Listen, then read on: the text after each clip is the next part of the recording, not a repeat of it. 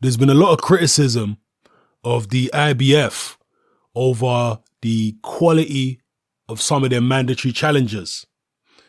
Some of the recent examples being Dominic Wade being the IBF mandatory challenger for Gennady Golovkin, and people like Kevin Bizier and Jojo Dan being mandatory challengers for Kell Brook. And also, to do with the IBF, there's this whole situation with Tyson Fury being stripped.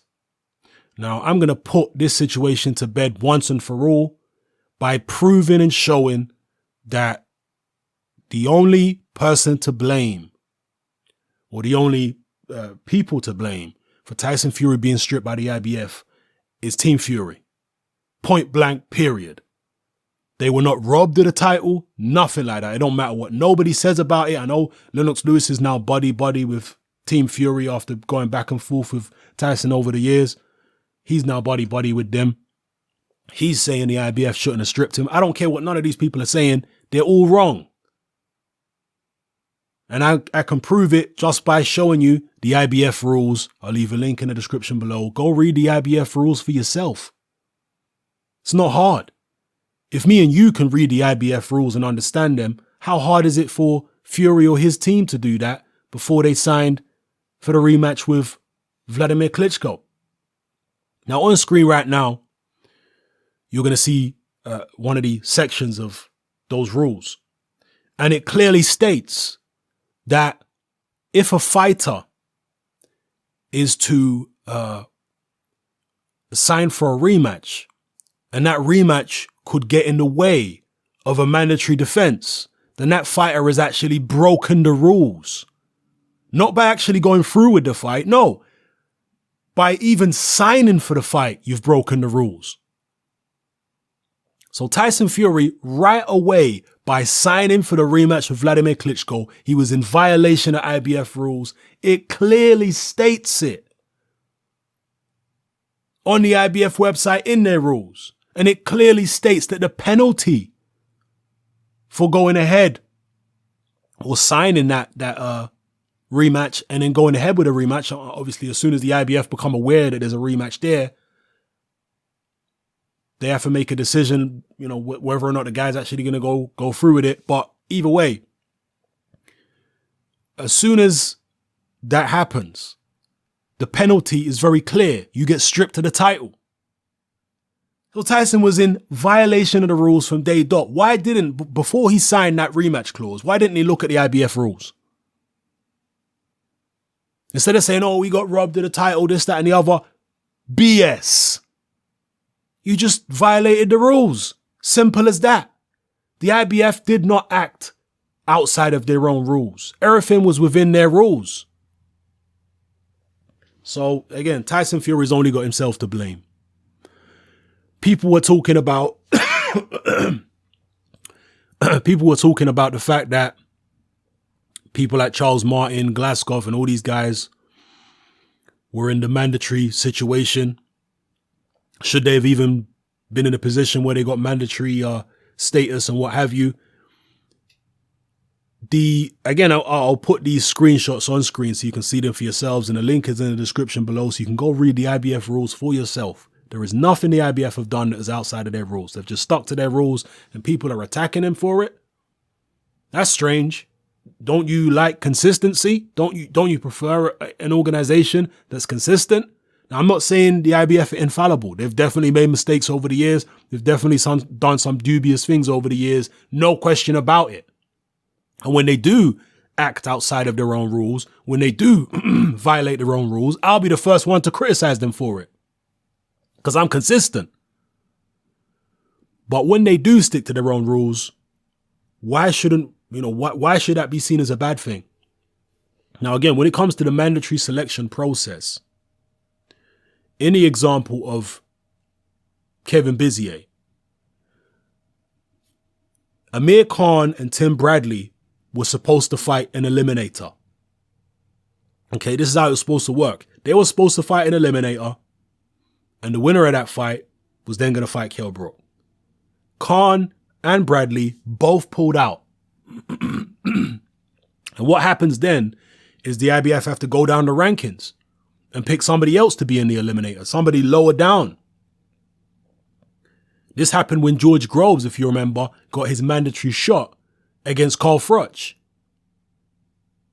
He was mandatory because there were some empty spaces in the rankings above him, and plus there were other fighters above him who were not available. So they had to go all the way down to George Groves to give him the mandatory shot.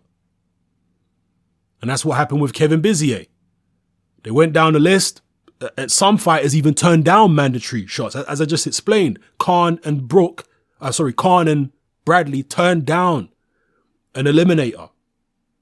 They were like, no, we don't want to fight for the mandatory slot. So that happens.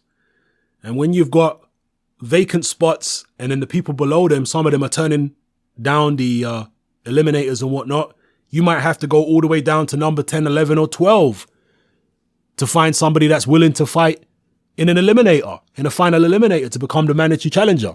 And that's what happens. That's how you get people like Kevin Bizier up there. That's how you get people like Dominic Wade up there. Occasionally you get fairly poor opposition fighting, for mandatory. So, or ending up in a mandatory position where they fight for a title. It does happen. It's happened quite a few times lately with the IBF. But the thing with the IBF is they have a very strict mandatory schedule. They're very strict with it. They're far more strict with their mandatory schedule than the WBC or, a lot of the other organizations out there. And because they're strict, their mandatories are coming on a more regular basis. And if they're coming on a more regular basis, then that means there's more chance of people turning down the mandatory opportunity or the opportunity to fight an eliminator. And there's more chance that there's going to be some poor opponents who end up as mandatory challengers. So, yeah, that's what happens. Again, look at the WBC. Look how long they've been dragging their feet with making their champion fight Gennady Golovkin. They've been dragging their feet for ages. With the IBF in that situation, they would have either stripped somebody or they would have made it happen by now, in most cases. Whereas the WBC, they're dilly-dallying. So what do you want? You want an organization that's going to dilly-dally and mess around, or you want an organization that's actually going to stick to their rules and enforce their mandatories? If it was the IBF who had Golovkin as mandatory for Canelo's title, let's say Canelo had the IBF, I know he don't, but let's say that was the case, they would have just straight stripped Canelo. I'm talking theoretically here. If they're behaving with Canelo the way they behave with many other fighters, like Fury, for example, they would have just straight away stripped him and allowed Golovkin to fight somebody else of probably a poorer quality for the vacant IBF belt. Would people have complained and said, Golovkin's fighting some rubbish guy for the IBF belt now. We wanted the Canelo fight. They shouldn't have stripped Canelo. Well, Canelo was never going to fight him. So, it is what it is. Anyway, so as I say, people, the link to the IBF rules is below. Go read the IBF rules for yourself and you'll see they did not violate anything. And you can see how they clearly explain their mandatory process, how they select mandatory challengers.